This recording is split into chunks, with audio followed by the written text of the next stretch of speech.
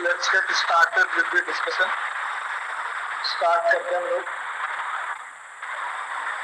देखो पिछले जितने भी हम लोगों ने टॉपिक कवर करे हुए तो उसमें से जो भी टॉपिक कवर करे हैं उनमें से एक क्वेश्चन की प्रैक्टिस कर लेते हैं, फिर आगे बढ़ेंगे। ठीक है, और क्वेश्चन कुछ इस तरीके से है कि पिछले साल एग्जाम का आया हुआ क्वेश्चन है, 2019 में क्वेश्चन आया था 3 मार्क्स का। ठीक है, तो उसमें क्या था, फाइंड करने के real value x and y. ठीक है, where z is equals to कुछ एक्सप्रेशन हो सकता है, कुछ आगे पीछे हो।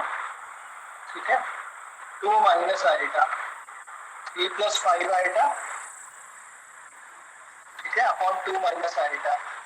ये बस इतना क्वेश्चन दिया हुआ था। ठीक है, तो इसका सॉल्यूशन जल्दी से करिए ताकि तब तक बच्चे आ रहे हैं आप लोग आंसर बताएं इसका। मैं उनको ऐड कर रहा हूँ, जो लोग आ सकते हैं कम से कम ये क्वेश्चन करें।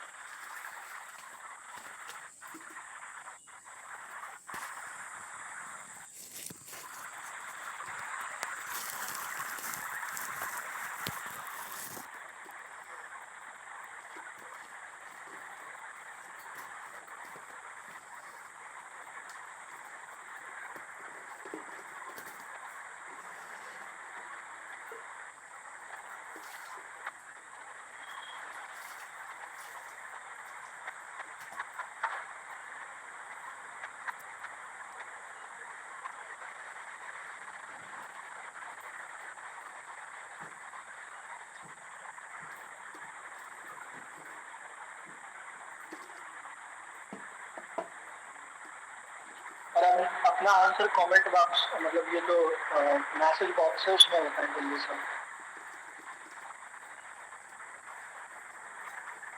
किसी ने कर पाया?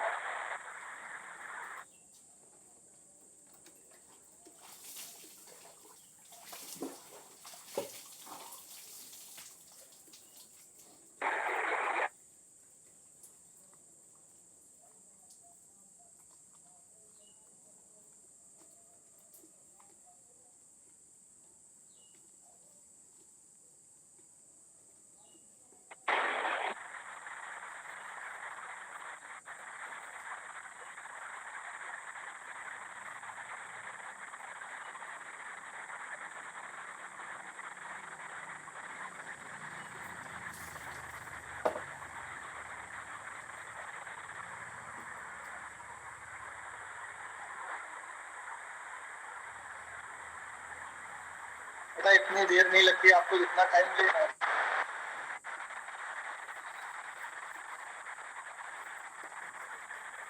देखिए, चलिए खैर स्टार्ट करते हैं। जो लोग अब आएंगे तो आते ही जाएंगे। इसका सॉल्यूशन समझना है।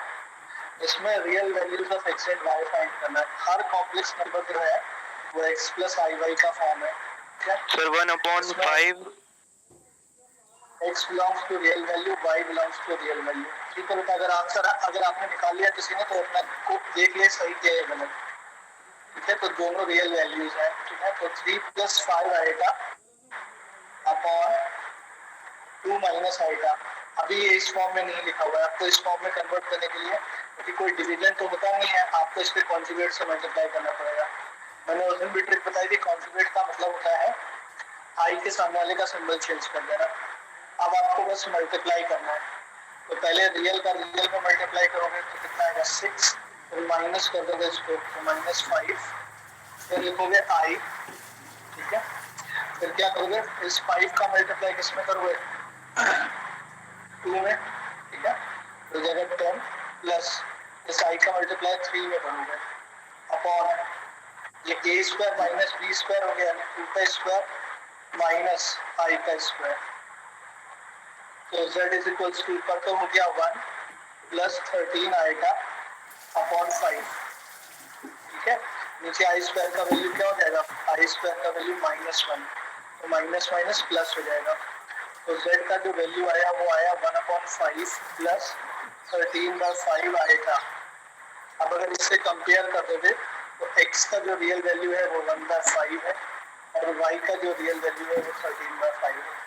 ये पिछली बार में इतना आसान सा क्वेश्चन, मतलब हो सकता है ये नंबर चेंज हो, ये 3 मार्क्स का आया था। आप 2019 का पेपर उठा के देखिए, सबसे पहला क्वेश्चन यही था। समझ में आया?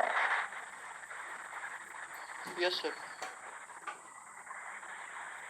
ठीक है, इतना आसान सा क्वेश्चन था ये।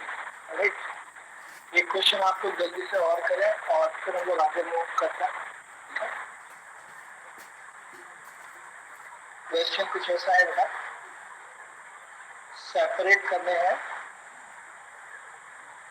Real and imaginary part. ऐसा भी एक क्वेश्चन पूछा गया, imaginary part of z is equals to 2 minus iota upon 3 plus 4 iota, ठीक है, प्लस आइटा प्लस 4। इसके रियल और इमेजिनरी पार्ट सेपरेट करने हैं, करके बताइए जल्दी से।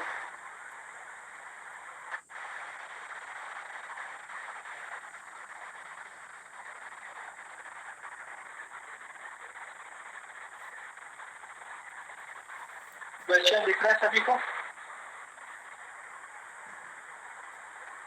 क्वेश्चन दिख रहा है सभी को? Yes sir, yes sir, yes sir. जल्दी से करिए इसमें।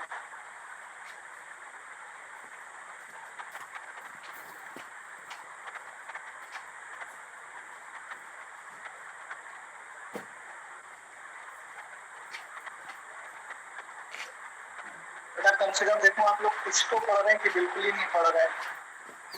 बेहद आसान से क्वेश्चन से इनमें इतना देर लगनी नहीं चाहिए, लेकिन फिर भी आप लोग ले रहे हैं।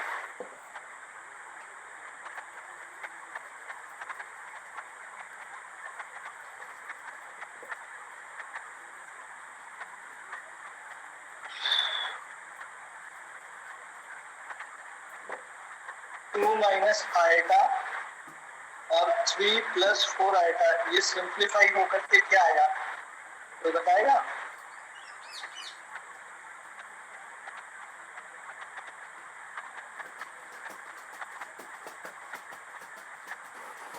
To minus 11i upon 25। बेटा एक सेकंड, और एक सेकंड। हाँ बोलो, ये सिंप्लीफाई होकर के क्या आया? 2 माइनस 11i अपॉन 25, यानी 2 माइनस 11i अपॉन 25। अपॉन 25 मेरे हिसाब से 25 नहीं आएगा मेरे हिसाब से। नहीं सर, एक अगर हम नहीं सर 25 ही 9 आएगा 3 का स्क्वायर 9 और सर 25 ही आएगा। 25 आ रहा है, चलो जी सर। 25 आया, ठीक है। अब इसको अगर सेपरेट कर लेंगे तो ये आएगा 2/5 माइनस 11i/25, ठीक है। अब ये जो है ना, इसकी जगह पर हम इस वैल्यू की जगह पर ये वाला वैल्यू रिप्लेस कर सकते हैं, है ना। ये वाला वैल्यू तो यहाँ पर रिप्लेस कर लेते हैं करके, तो z इज इक्वल टू लिख सकते हैं 2/5 minus 11i upon 25 plus i plus 4। अब रियल को एक तरफ कर लेते हैं, इमेजिनरी को एक तरफ कर लेते हैं, तो z इज इक्वल टू क्या हो जाएगा बेटा? 4 प्लस 2/5 2/25 प्लस i 2/25 होगा। 2/25 ऑल राइट टाइप हो रहा है, ठीक है, ठीक है। तो ये 2/25, तो ये हो गया 1 माइनस 11 अपॉन 25। आई होप इसके बाद का इतना फ्रैक्शन कैलकुलेशन तो आप लोग को करना आता ही होगा। अब इसको अलग अलग तो कर ही लोगे। z का वैल्यू क्या दे रहे हैं यहाँ से, अगर आप सिंप्लीफाई करें तो z कितना आ जाएगा? 102, ठीक है। 102 अपॉन 25 प्लस 25, यानी हो गया क्या करके आपका 14 अपॉन 25 आई। अब क्योंकि रियल पार्ट पूछे तो रियल पार्ट ऑफ z कितना हो जाएगा? 102 अपॉन 25, और अगर इमेजिनरी पार्ट की बात करें तो क्या हो जाएगा? 14 अपॉन 25। सर रिप्लेस करने के बजाय डायरेक्ट भी तो उसी के आगे के सॉल्व कर सकते थे एलसीएम लेके। ठीक है, तो ये हो गया आपका क्वेश्चन। क्या कह रहे हो? सर हम कह रहे हैं रिप्लेस करने के बजाय उसी के आगे एलसीएम लेके सॉल्व कर देते, तब भी तो यही आता। हाँ बिल्कुल यही आता, लेकिन तरीका ये है जो आसान करता है कैलकुलेशन को, उससे कैलकुलेशन टीडियस होगा, बाद में तुम्हें वही फॉर्म में बनाना ही पड़ेगा, ठीक है। बाद में, क्योंकि जब तुम क्वेश्चन तुमने जो किया जब सॉल्व करोगे तो 3+4 आएगा, डिनोमिनेटर में बना ही रहेगा जब तुम एलसीएम लोगे। तो जब वो बना रहेगा तो तुम्हें उसके बाद यहाँ पर इसको चेंज करना नहीं सर, 25 सॉल्व करने के बाद एलसीएम लेंगे, जब पूरा नीचे 25 बन जाएगा तब एलसीएम ले ले। मेरी बात ही नहीं सुन लो, पहले मेरी प्रभु बात सुन लो। नहीं, 25 के नीचे बन गया था एलसीएम ले ले, मतलब ये कह रहा हूँ। अरे यार भाई, आपने जो मैं कह रहा हूँ वही तुम कह रहे हो भाई। यहाँ पर ये इसका वैल्यू यहाँ पर रिप्लेस करके ही तो एलसीएम लोगे।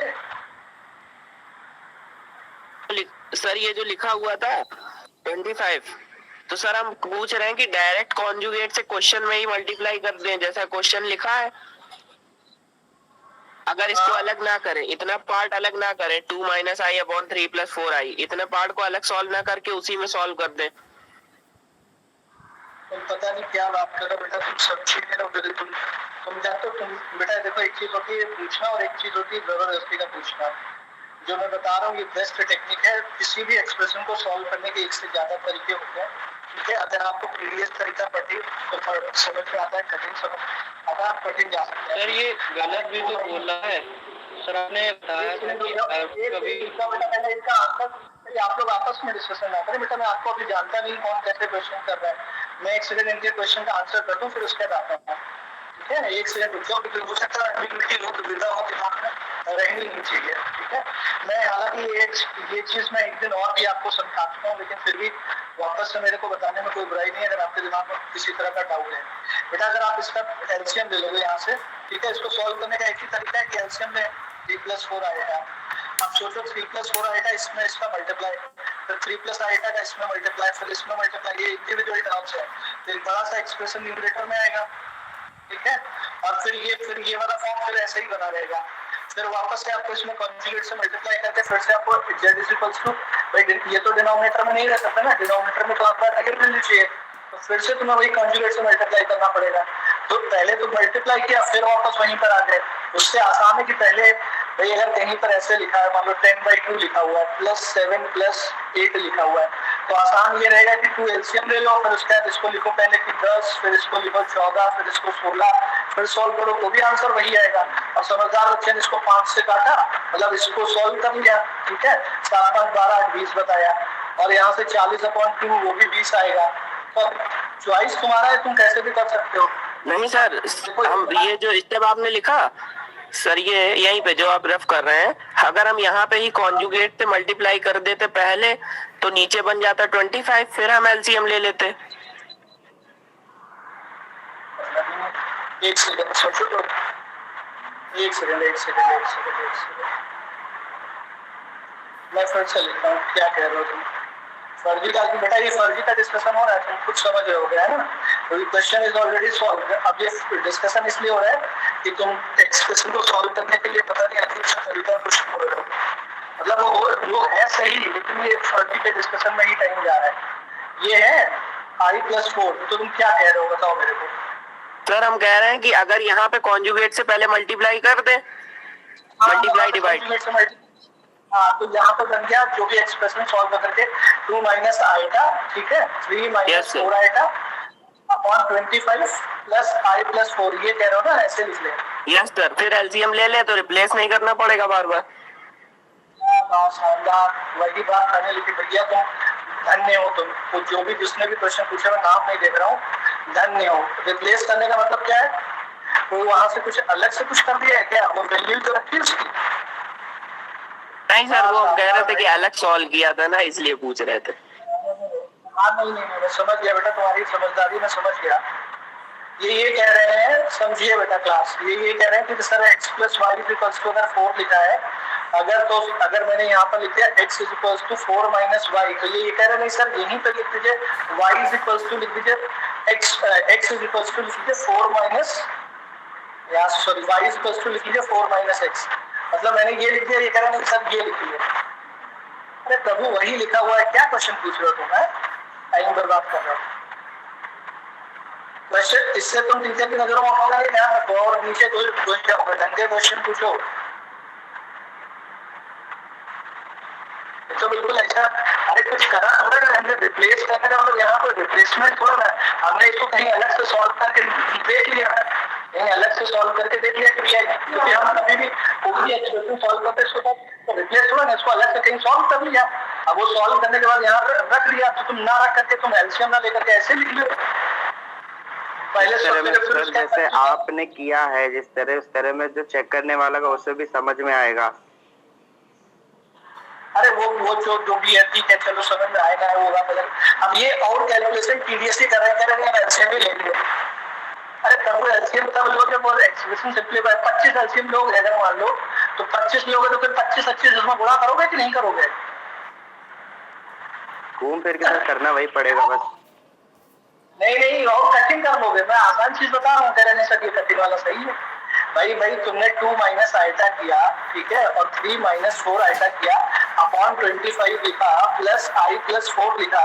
तो अब इसको सॉल्व करने के लिए 25 एलसीएम लोगे, हमारे इसका जो भी कैलकुलेशन है प्लस 25 आए प्लस 100, ठीक है। तो ये और फिर इस ऊपर न्यूमरेटर में करके फिर उसको सिंप्लीफाई करो। अरे उससे अच्छा आसान है, साफ साफ दिख रहा है यहाँ पे। क्या बात करो बेटा, कौन है ये? नाम तो बता दो। कौन पूछ रहा था? अनमोल यस सर। बेटा अनमोल क्वेश्चन पूछो, सब्जी का क्वेश्चन। अगर तुम्हें लगता है कि वैसे सॉल्व करना आसान है तो तुम कर लो, कोई दिक्कत वाली बात नहीं है। सर वही पूछ रहे थे कि अलग करना जरूरी है क्या, बस उसमें वो क्वेश्चन बन गया पूरा।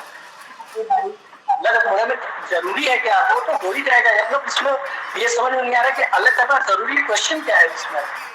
भाई अगर मान लो रमेश मतलब अगर कानपुर में रहता है तो तुम पूछो सर रमेश क्या जरूरी है कानपुर में रहना चाहिए? अगर जब स्टेटमेंट में लिखा है तो तुम उसको मानो भी वहां वो सही है। तो अगर तुम उस तरीके से करो, मैथ में कैलकुलेशन मैंने बताया कई तरीके से होता है। अब 10/2 + 6 + 4। अब सर तुम कहोगे सर एलसीएम लेना क्या है, जैसे आपने किया वैसे जरूरी क्या? बिल्कुल जरूरी नहीं है। अब तुम एलसीएम लेकर के कठिन करना चाहो तो कठिन कर लो, कोई दिक्कत वाली बात नहीं है।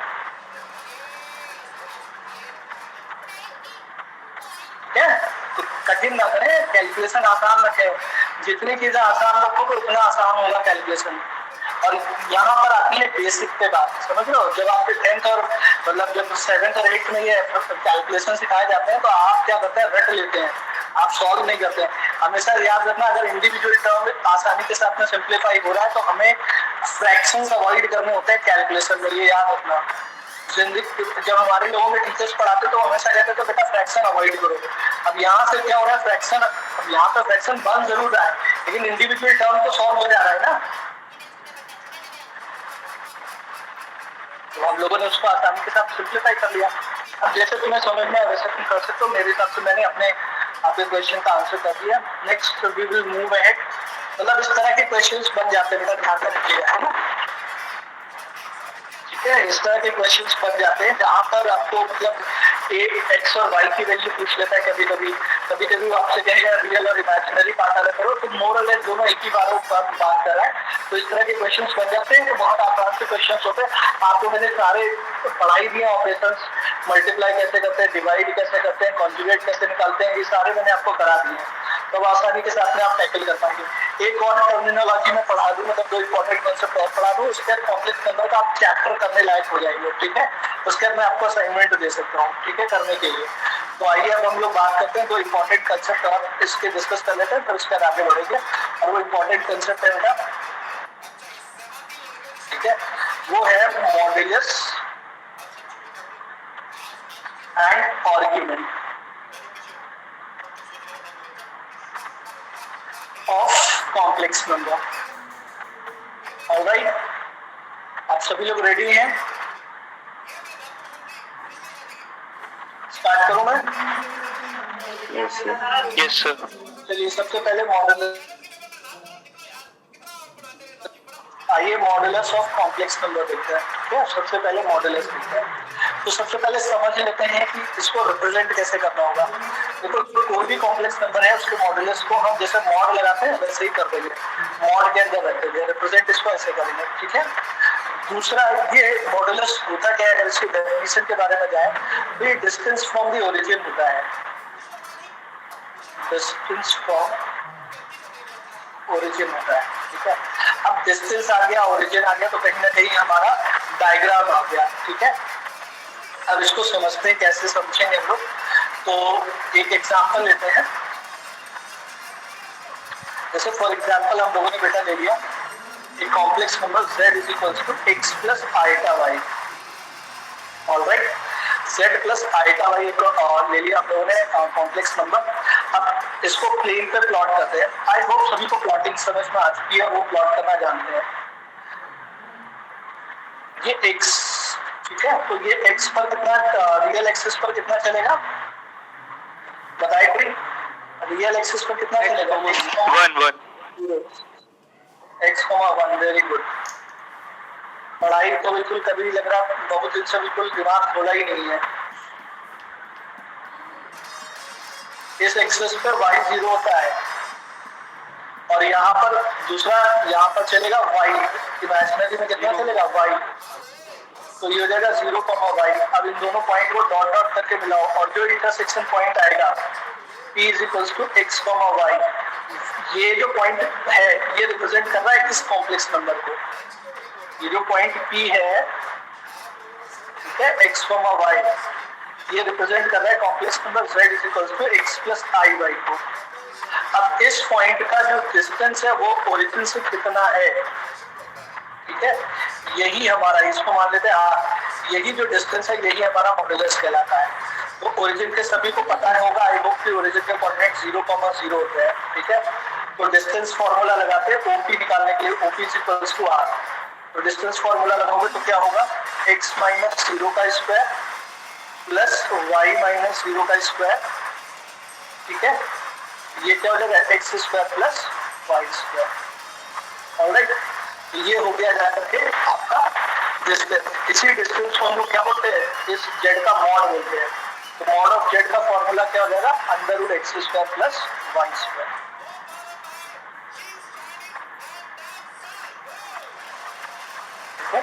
ये हो गया mod x square plus y square. तो करने के और भी तरीके हो सकते हैं, आप चाहे तो राइट एंगल ट्रायंगल से भी निकाल सकते हैं। अब ये आ गया, अब इस पर एक क्वेश्चन कर लेते हैं जल्दी से। जैसे किसी ने कहा कि z is equals to -2 plus under root of -4 और फाइंड करना है आपको मॉड ऑफ z। ठीक है, तो कैसे फाइंड करेंगे, पहले z इज इक्वल्स टू -2 तो वही लिखा रहेगा, प्लस अंडर रूट के अंदर इसको लिख सकते हैं 4 इंटू -1 लिख सकते हैं। z is equals to -2 plus -1 क्या होता है, आई स्क्वायर होता है इंटू 4।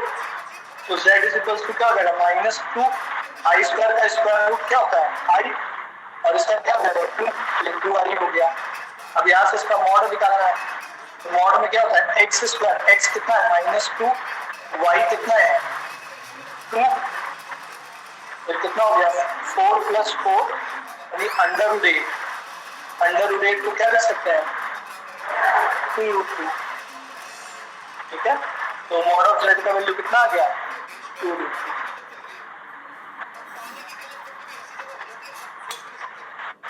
बेटा समझ में आया कि नहीं आया? यस सर, यस सर, सबको समझ में आ गया? Yes sir, yes sir. जल्दी से एक क्वेश्चन करिए जल्दी से।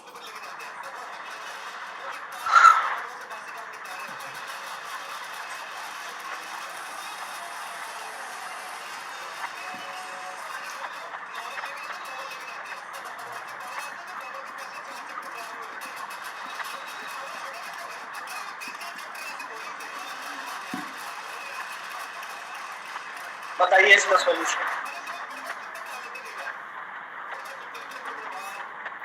अब भैया अनमोल किसी भी तरीके से करना, चाहे इसे वहीं ले लेना चाहे इसे ले लेना, है ना, ऐसा उसको डिस्कशन करना जाना कि हम कैसे कर रहे हैं। मान लो इसको 36 तरीके से किया जाएगा तो टीचर 36 तरीके नहीं बताएगा, नहीं की क्वेश्चन हो पाएगा।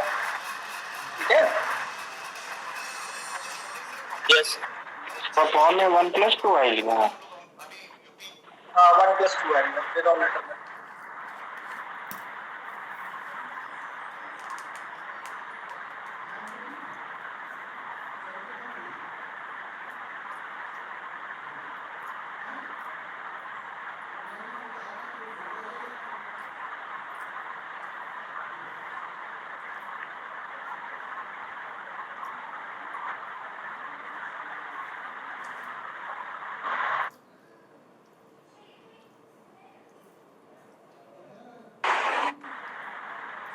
Sir 8 minus I by 3।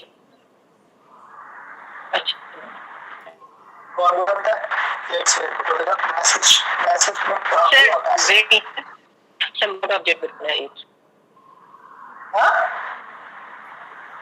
Sir बताया सर। बोलो क्या कर रहा है सर सर बताया अंडर रूट 65/5। बेटा मैंने अभी रैंडम क्वेश्चन बताया, मुझे आंसर नहीं पता है, आप लोग बताइएगा फिर मैं चेक कर दूंगा, क्रॉस चेक कर दूंगा, ठीक है। Sir under root 63/25।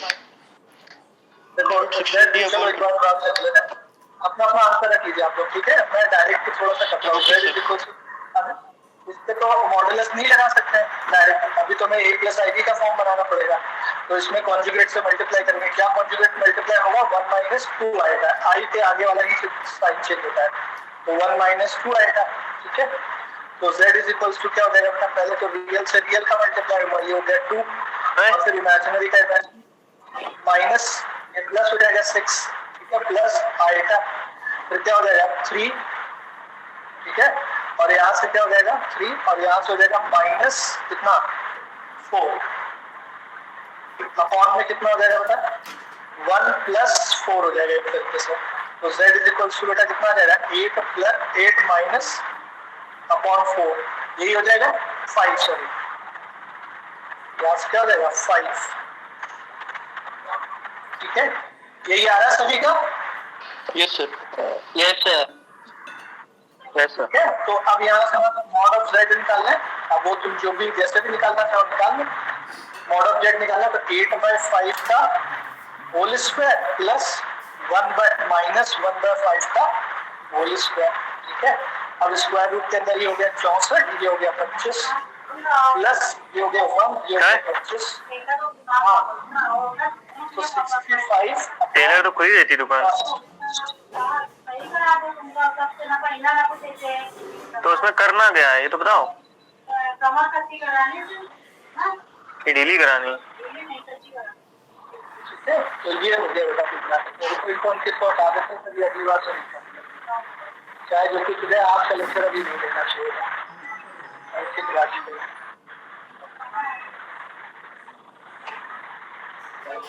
Roll number कितना है इनका अंकित का बेटा, यही बता दें मुझे सर तो 70 सर ये पुलिस वाली जो वो लगी photo,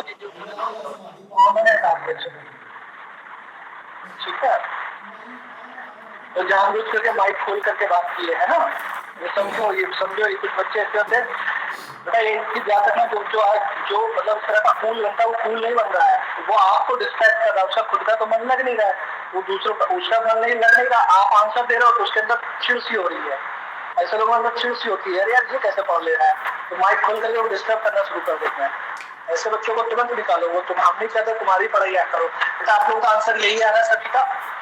yes sir. Yes yes sir. चलिए तो ये आपको सीख गया, आपको बड़े अच्छे से 2 मिनट लगा आपको सीखने में, बहुत अच्छी बात है बेटा। देखो मैं ये कह रहा हूँ कैलकुलेशन अपने ऊपर है, कैलकुलेशन तुम कैसे भी करो है ना अनमोल, लेकिन थोड़ा आसान, मैं जब बताता हूँ मैं आसानी बताता हूँ, मैं डिफिकल्ट नहीं बताता हूँ, आप जो कह रहे हैं थोड़ा डिफिकल्ट है। यस सर, अरे वो बस कंफर्म कर रहे थे sir. Argument of complex number, argument of complex number, ठीक है। अब बेटा इसको बहुत ध्यान से समझिएगा, आर्ग्यूमेंट ऑफ कॉम्प्लेक्स नंबर, क्योंकि ये बात आपको पोलर फॉर्म में भी काम आएगी और बहुत ज्यादा काम आएगी, ठीक है। तो आर्ग्यूमेंट को बड़ा ध्यान से समझिएगा। तो सबसे पहला पॉइंट तो है आर्ग्यूमेंट को रिप्रेजेंट कैसे करते हैं सर। तो किसी कॉम्प्लेक्स नंबर के आर्ग्यूमेंट को अगर हमें रिप्रेजेंट करना है तो आप ARG लिखे और ब्रैकेट में आर्ग्यूमेंट लिखें, या ARG लिखे आर्ग्यूमेंट लिखे, ठीक है। कभी कभी बुक्स में ऐसे भी लिख देते हैं AR, तो इसको आप समझ जाएंगे कि ये जो नोटेशन लिखा है किसके बारे में लिखा, आर्ग्यूमेंट के बारे में। अब आर्ग्यूमेंट सब ये बताइए होता क्या है, ये बेसिकली बेटा एक एंगल होता है, क्या होता है, एक एंगल होता है जिसको कि हम मेजर करते हैं फ्रॉम पॉजिटिव एक्स एक्सिस, ठीक है। कहाँ से मेजर करते हैं, पॉजिटिव एक्स एक्सिस के लिए ध्यान रखिएगा। एक्स एक्सिस कौन सी एक्सिस होती है, रियल एक्सिस, ठीक है। ऑलराइट, तो ये एंगल होता है। इसके पहले मैं जाऊँ आपको कुछ बातें बताने के लिए, क्या आप में से सभी लोगों को ये पता है, अगर एंगल को मैं क्लॉकवाइज मेजर करता हूं, अगर मैं एंगल को क्लॉकवाइज मेजर करता हूं बेटा, तो एंगल जो होता है वो नेगेटिव कैलकुलेट होता है, ठीक है। और अगर एंगल को मैं एंटी क्लॉकवाइज मेजर करता हूं, तो बेटा एंगल जो होता है वो कैसा होता है, पॉजिटिव होता है। कैसे समझिएगा मेरी बात। अगर कभी एंगल को क्लॉकवाइज आपको कैलकुलेट करना है, सर कुछ एग्जांपल से समझिए बेटा। जैसे ये लाइन है, ठीक है, और अगर आप इस लाइन के इस पॉइंट से एंटी क्लॉकवाइज जा रहे हैं, ऐसे उल्टा जा रहे हैं, तो एंगल हमेशा पॉजिटिव कैलकुलेट होता है। और अगर आप ऐसे जा रहे हैं, क्लॉक की डायरेक्शन में जा रहे हैं, तो एंगल कैसा कैलकुलेट होगा, नेगेटिव। समझ में आई बात? Yes sir. अब सब ये आपने बताया थे, अब इसके लिए भी मैं आपको रीजन बताता हूँ, ठीक है। अब हम लोग देखते हैं, ये तो हमने समझ लिया कि आर्गुमेंट सर आपने बता दिया angle from the positive axis, इसको जो एक्सप्लेन करिए। बेटा यहाँ पे इसका एक्सप्लेनेशन देखते हैं। फॉर एग्जांपल यहाँ पर हम कोई कॉम्प्लेक्स नंबर अज्यूम कर लेते हैं, z = x + i/y, ठीक है। हमने क्या है, कॉम्प्लेक्स नंबर अज्यूम किया है z + i/y, ठीक है। तो चलिए इसका आर्गुमेंट निकालते हैं, इसका आर्गुमेंट। तो इसको जब आप प्लॉट करते हैं, वही आगे के डायग्राम में प्लॉट करेंगे। ये अपना रियल एक्सिस है, ये अपना इमेजिनरी। ऑलराइट, अब इसको जब प्लॉट करें तो यहाँ कहीं प्लॉट हो जाएगा P पॉइंट। अब पॉइंट तो कोई एंगल बनाता नहीं है, तो हम क्या करेंगे, इस जो भी इसमें कॉम्प्लेक्स नंबर दिया होगा उसको हम ओरिजिन से मिलाएंगे। ओरिजिन से मिलाने पर जो लाइन सेगमेंट मिलेगा, कौन सा लाइन सेगमेंट मिला यहाँ पर, ओपी। ओपी लाइन सेगमेंट इस एक्स एक्सिस से जो एंगल बनाएगा, उस एंगल को हम मान लो अगर थीटा मान लेते हैं, तो यही इसका आर्गुमेंट हो जाएगा। तो आर्गुमेंट ऑफ जेड कितना हो जाएगा, थीटा हो जाएगा, ठीक है। आर्गुमेंट ऑफ जेड कितना हो जाएगा बेटा, थीटा हो जाएगा। फिर से समझिएगा मैंने क्या बोला। क्वेश्चन ज्यादा आसान है, ये तो मैं आपको बेसिक बता रहा हूँ कि बेसिक है क्या, वरना क्वेश्चन ज्यादा आसान होते हैं, ठीक है। बेसिक ये कहता है कि अगर आपने क्या किया, कोई आपको कॉम्प्लेक्स नंबर दिया है, उसको आप उसके पॉइंट को अपने प्लॉट कर लिया, इस कोऑर्डिनेट सिस्टम में पॉइंट को प्लॉट कर लिया। उस पॉइंट को प्लॉट करने के बाद उसे ओरिजिन से मिलाया, और ओरिजिन से मिलाने के बाद आप क्या हुआ, रियल एक्सिस पे खड़े हुए और देखा ये जो लाइन सेगमेंट ओपी है, इस रियल एक्सिस से कितना एंगल बना रही है, वही उसका आर्गुमेंट हो जाएगा। तो आर्गुमेंट ऑफ जेड यहाँ पर क्या मानेंगे, थीटा, पहली बात। दूसरी बात, आर्गुमेंट जो होता है, ठीक है, आर्गुमेंट क्योंकि एक एंगल है, तो ये आर्गुमेंट जो होता है, एक सेकंड, आर्गुमेंट लिखना, आर्गुमेंट जो होता है वो मल्टी वैल्यूड होता है। अब सर मल्टी वैल्यूड का मतलब नहीं समझ में आया बेटा। देखिए ध्यान से, सपोज ये मान लेते हैं ये लाइन सेगमेंट यहाँ से 30 डिग्री का एंगल बना रही है, तो इसका आर्गुमेंट कितना हो जाएगा, 30 डिग्री, ठीक है। लेकिन कोई सरफिरा था, उसने क्या किया, वो यहाँ से आया और उसने एक चक्कर यहाँ से लगाया और फिर ये एंगल कैलकुलेट कर दिया। तो उसने बताया ये जो एंगल है वो कितना 360 घुमा और फिर 30 ऐड कर दिया, 390 है। तो आपको हाँ बोलना पड़ेगा, क्योंकि भाई उसने अल्टीमेटली तो यहीं से मेजर किया है, एक चक्कर लगाने के बाद मेजर कर लिया, तो क्या हुआ। तो इसके बहुत सारे आंसर्स पॉसिबल हो सकते हैं। इस वजह से हम लोग फर्स्ट है कि यार ये तो बहुत सारे आंसर आएंगे, तो हम लोगों ने रिस्ट्रिक्ट किया, इसको रिस्ट्रिक्ट किया आर्ग्यूमेंट को, रिस्ट्रिक्ट किया आर्ग्यूमेंट को, और उसको बोला हम लोगों ने प्रिंसिपल आर्ग्यूमेंट। उसको क्या बोला, प्रिंसिपल आर्ग्यूमेंट। अब ये जो रिस्ट्रिक्टेड प्रिंसिपल आर्ग्यूमेंट था, इसका रेंज हम लोगों ने फिक्स कर दिया कि भैया जब भी आर्गुमेंट पूछा जाए तो आंसर हमेशा -π से +π के बीच में ही बताओगे। कहां से कहां के बीच में बताओगे, -π से +π के बीच में ही बताओगे। कितने लोगों को पता है कि अगर ये जो ब्रैकेट है ये ओपन है, ये ब्रैकेट क्या है, ओपन है, और ये ब्रैकेट क्लोज है। अगर इसे थीटा में लिखूं तो जो -π है उससे ये थीटा बड़ा होगा और इसके बराबर हो सकता है।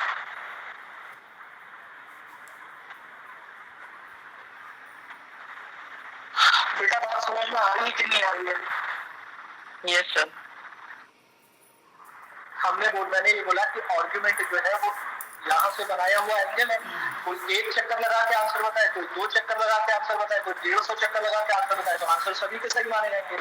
तो फिर उस दुविधा को हटाने के लिए हम लोगों ने क्या किया, उस दुविधा को हटाने के लिए हम लोगों ने ये जो मल्टी वैल्यूज है उसको रिस्ट्रिक्ट कर दिया कि भैया आंसर बताना है तो भैया ये बताओ -180 से +180 के बीच में बताना है। यही तो हो गया, आई का वैल्यू 180, इसी के बीच में बताओ आंसर, वही आंसर मानेंगे। तो इसको बोल दिया प्रिंसिपल आर्गुमेंट। जब भी हम क्वेश्चन में बात करते हैं तो हम प्रिंसिपल आर्गुमेंट की ही बात करते हैं। जब भी हमसे कोई क्वेश्चन पूछा जाता है उसमें प्रिंसिपल आर्गुमेंट ही निकाला जाता है। लेकिन क्योंकि प्रिंसिपल आर्गुमेंट -5 से +5 के बीच में है, इसीलिए हमें क्वाड्रेंट को भी ध्यान में रखना पड़ता है। क्या करना पड़ता है? क्वाड्रेंट को भी ध्यान में रखना पड़ता है। अब देखिए इसको थोड़ा सा और इलैबोरेट करता हूँ मैं आपको। सर अब आपको सर -5 पे क्लोज इंटरवल क्यों नहीं लगाया? मतलब वो क्यों नहीं ले सकते? हाँ ये गलत हो गया बेटा, ये हमसे थोड़ा सा गलती हो गई, सॉरी बेटा। मतलब यहाँ पे इसने पूछा है, बहुत अच्छा क्वेश्चन था, इसने पूछा है हाँ वेरी गुड क्वेश्चन। देखिए बेटा इसका रीजन ये है, थोड़ी सी गलती हो गई। देखो अगर हमने यहाँ से कैलकुलेट किया इसको, देखो यहाँ तक, तो ये कितना हो जाएगा? +5 होगा। Yes sir. ठीक है, अगर हम यहाँ से यहाँ तक आए तो यहाँ नेगेटिव एंगल की बात हो रही है, एक तो क्लॉकवाइज कैलकुलेट हो रहा होगा, एक एंटी क्लॉकवाइज कैलकुलेट हो रहा होगा। ठीक है, तो ये जो क्लॉकवाइज कैलकुलेट हो रहा है इस पे भी पाई इंक्लूड कर देते, यहाँ से जब वापस आएंगे तो तभी तो ये -5 होगा जी। भाई। ये ऐसे कैलकुलेट हुआ तो क्या हुआ? +5। नीचे से जब आएंगे उल्टी डायरेक्शन में आएंगे, तो घड़ी के डायरेक्शन में आएंगे तो ये -5। अब पाई 2 जगह हो जाएगा, नीचे से भी पाई आ सकते हैं, ऊपर से भी पाई आ सकते हैं, तो फिर वही पंगा पड़ जाएगा कि आंसर में +5 बताएं कि -5 बताएं। तो कहीं ना कहीं पाई को मतलब अगर हम ऊपर से पाई को इंक्लूड कर लिया है, इस लाइन को ऊपर से इंक्लूड कर लिया है, तो फिर हम इसके नीचे ही आंसर बताएंगे, इसीलिए पाई को ऊपर छोड़ा गया है। जी सर, ये बात समझ में समझ गया सर।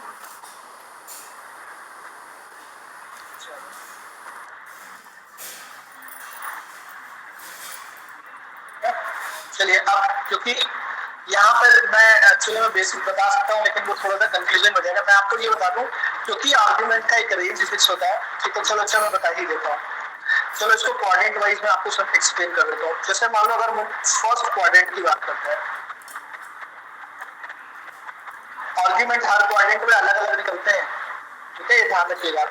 तो फर्स्ट क्वाड्रेंट में अगर कोई कॉम्प्लेक्स नंबर होगा तो अगर उसको x + i y माने तो उसमें x भी 0 से बड़ा होगा और y भी 0 से बड़ा होगा। Agree everybody? Yes sir. अरे फर्स्ट क्वाड्रेंट में जो भी नंबर होते हैं उसमें x भी 1 से बड़ा होगा, 0 से बड़ा होगा और y भी 0 से बड़ा होगा। भाई फर्स्ट क्वाड्रेंट में जब कोई कॉम्प्लेक्स नंबर मानेंगे तो कैसे प्लॉट करेंगे? 1 + 3i ऐसे ही तो करेंगे। अगर मान लो -2 + 3i किया तो x निगेटिव हो जाएगा, तो इधर आ जाएगा, तो वो सेकंड क्वाड्रेंट में आ जाएगा। तो फर्स्ट क्वाड्रेंट में तो दोनों पॉजिटिव होंगे, x भी और y भी। ठीक है, तो इसको जरा प्लॉट कर लेते हैं। इसको हम लोगों ने प्लॉट किया तो यहाँ एक तो प्लॉट होगा x, y। ठीक है, इस लाइन सेगमेंट को मिला लेते हैं OP।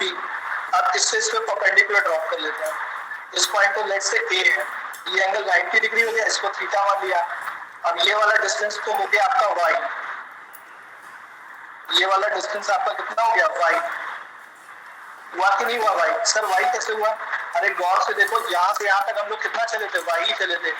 तो ये डिस्टेंस इसके पैरेलली तो है, तो ये भी डिस्टेंस y हो जाएगा। यहाँ से यहाँ तक कितना चले थे? x, ये डिस्टेंस है x। तो अगर अब हमें यहाँ पर क्या पता है? परपेंडिकुलर पता है और बेस पता है, और ये राइट एंगल ट्रायंगल है, तो सीधे tan थीटा निकलता है। ये दो वैल्यूज पता है, तो y अपॉन क्या हो गया? x। तो यहाँ से थीटा कितना निकल आएगा? tan inverse y/x। ठीक है, तो यहाँ से थीटा की वैल्यू यानी आर्गुमेंट ऑफ z क्या हो जाएगा? आर्गुमेंट ऑफ z होगा थीटा, थीटा क्या हो जाएगा? tan inverse y/x।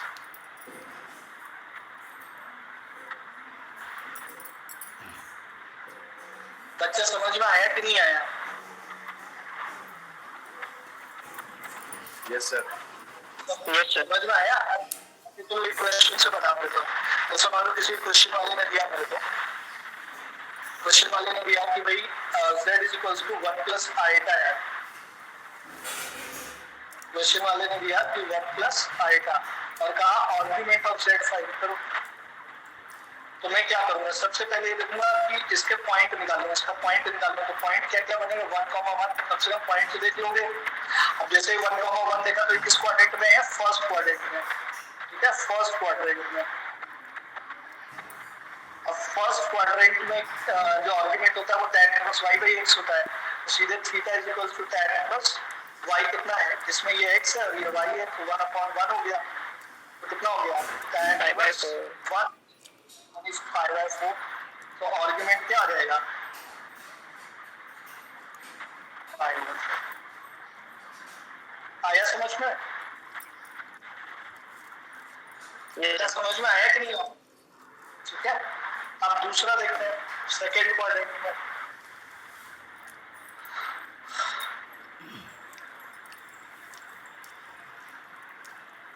अगर सेकेंड क्वाड्रेंट की बात करें, ठीक है, तो सेकेंड क्वाड्रेंट में z, तो z यहाँ पर कैसा हो जाएगा, x नेगेटिव हो जाएगा और वो y पॉजिटिव।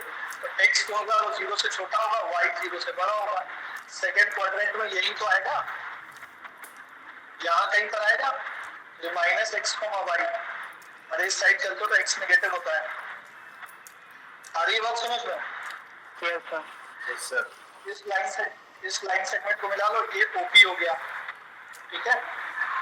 अब ये हो गया, अब इसने यहाँ से यहाँ तक कितना एंगल बनाया, ये भी हमारा आर्ग्यूमेंट होगा थीटा, ठीक है, ये भी हमारा आर्ग्यूमेंट थीटा होगा। लेकिन प्रॉब्लम ये है तो हमें प्रोटेक्टर थोड़ा ना मिलेगा, हमें प्रोटेक्टर थोड़ा ना मिलेगा कि प्रोटेक्टर रख करके हम ये एंगल मेजर कर रहे हैं। कोई तरीका तो हमें निकालना ही पड़ेगा ताकि हम ये एंगल को मैथमेटिकली निकाल सके। तो ऐसा कोई एक तरीका मिल नहीं रहा था कि इसके और इसके बीच में कोई रिलेशन निकाल सके। तो लोगों ने क्या किया कि उन्होंने दिमाग लगाया, उन्होंने फिर से वही परपेंडिकुलर यहाँ से यहाँ तक का ड्रॉप किया, इस एंगल को थीटा अल्फा मान दिया, ठीक है, ये 90 डिग्री था।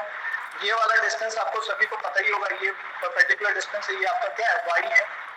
और ये वाला डिस्टेंस कैसा है, x है। माइनस तो ये बताता है कि इसका डायरेक्शन किधर है, उल्टा डायरेक्शन है।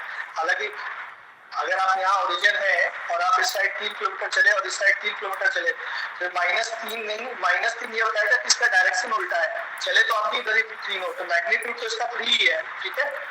अब यहाँ पर मैंने बना दिया, इसको समझ लीजिएगा, ठीक है। अब यहाँ पर अगर कोई एंगल, अब यहाँ पर छोड़, अब अगर आपने बेसिक गणित का नहीं मालूम है आपको, तो अब यहाँ पर आपको क्या एंगल रटना जैसा हो जाएगा। अगर एक एंगल राइट एंगल होता है तो बाकी दोनों एंगल एक्यूट होते हैं, ध्यान रखिएगा।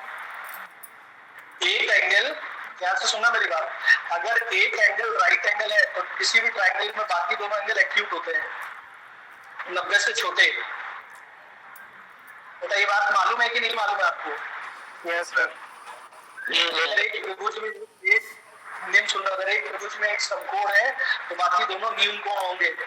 तो यानी tan का जो वैल्यू है, अगर मैं यहाँ से tan का वैल्यू निकालूं तो वो जो वैल्यू है एंगल अल्फा जो है वो न्यून कोण होना चाहिए, यानी 90 से छोटा होना चाहिए, ठीक है। तो 90 से छोटा तभी हो सकता है जब ये x और y दोनों पॉजिटिव हैं, x और y दोनों पॉजिटिव हो।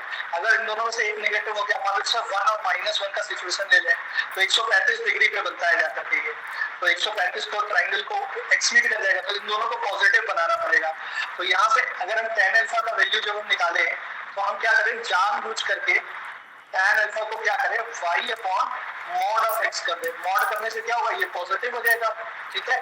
तो अल्फा का वैल्यू कितना निकल आएगा, tan inverse y upon mod x। सब लेकिन आपने अल्फा क्यों निकाला है, मैंने कहा बेटा ये अल्फा मैंने इसलिए निकाला है, अगर आप थोड़ा सा दिमाग लगाए तो यहाँ से यहाँ तक का है, यहाँ से यहाँ तक का पूरा एंगल कितना होता है, पाई। यहाँ से यहाँ तक का पूरा एंगल कितना होता है, पाई। पाई में से अगर मैं अल्फा निकाल दूंगा तो मेरा कितना एंगल बचेगा, केवल थीटा है ना। तो आर्ग्यूमेंट अगर मैं निकालूंगा z का तो मैं पाई माइनस क्या कर दूं, अल्फा कर दूं। नहीं आ रही बात समझ में? बेटा बात समझ में आ रही है कि नहीं आ रही है? Yes sir. पाई माइनस क्या हो जाएगा, अल्फा हो जाएगा। और अल्फा का वैल्यू हम लोगों ने क्या निकाला, pi minus tan inverse y upon mod of x। ये हो गया आर्ग्यूमेंट ऑफ z।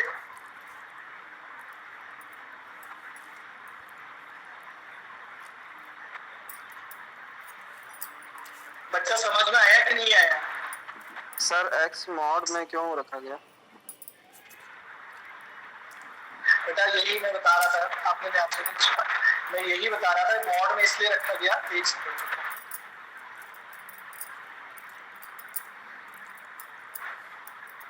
मैं यही बता रहा था आपको कि अगर हम मॉड में नहीं रखेंगे, मान लो हम इसे मॉड में ना रखें, तो y का वैल्यू 1 ले लो और x का वैल्यू -1 ले लो, तो भाई ये लिया जा सकता है ना, यहाँ से यहाँ तक का डिस्टेंस -1।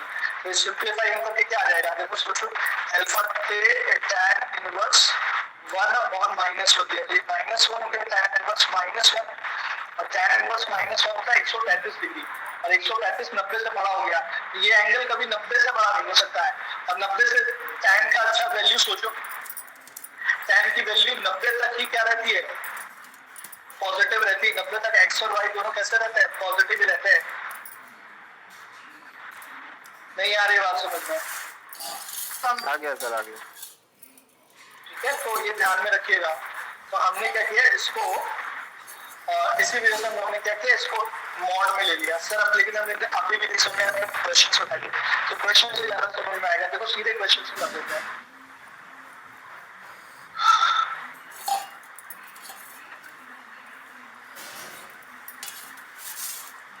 क्या बेटा, देखिए ध्यान से समझिएगा।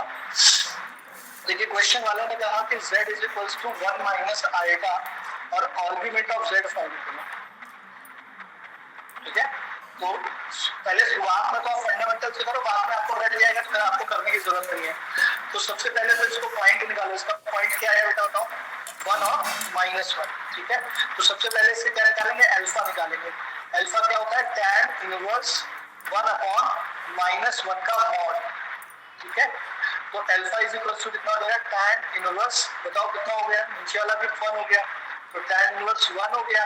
तो 1 की वैल्यू क्या होती है? π/4। अल्फा कितना आ गया? π/4। और आर्गुमेंट ऑफ z कितना होता है? थीटा जो होता है वो होता है पाई माइनस अल्फा। तो पाई माइनस अल्फा कितना निकाला है? π/4। तो कितना हो जाएगा? 3π/4। ठीक है, तो आर्गुमेंट ऑफ z कितना आ जाएगा? 3/4।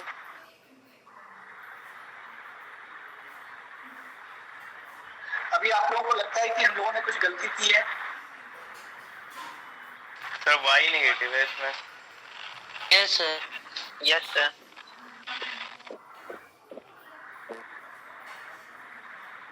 ठीक है, y/x होता है, तो x नीचे अब सही है। ठीक है, तो ये गलती हो गई थी, इसको ध्यान से रखिएगा, वरना हम लोग फोर्थ क्वाड्रेंट की बात करने लगते हैं। बेटा समझ में आया कि नहीं आया? आ गया। Yes sir. यहाँ पे अल्फा का फॉर्मूला क्या होता है? अल्फा का फॉर्मूला होता है tan inverse y upon mod of x। यहाँ मॉड में x -1 है। अरे बात समझ रहे हैं? तो ये x पॉजिटिव। आइए एक क्वेश्चन आपको जल्दी से करके बताएंगे।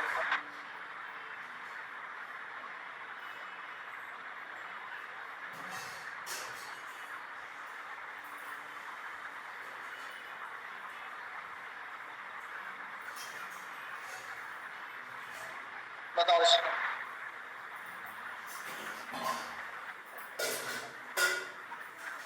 जल्दी से बताओ बेटा। सीआर या डीआई है क्लास में? Yes sir. सीआर बेटा, डीआई और सीआर जो भी है बेटा, एक मिनट जरा आपके अटेंडेंस मेरे को स्क्रीनशॉट लेके भेज देना, क्योंकि वो अपने लैपटॉप में ओके सर।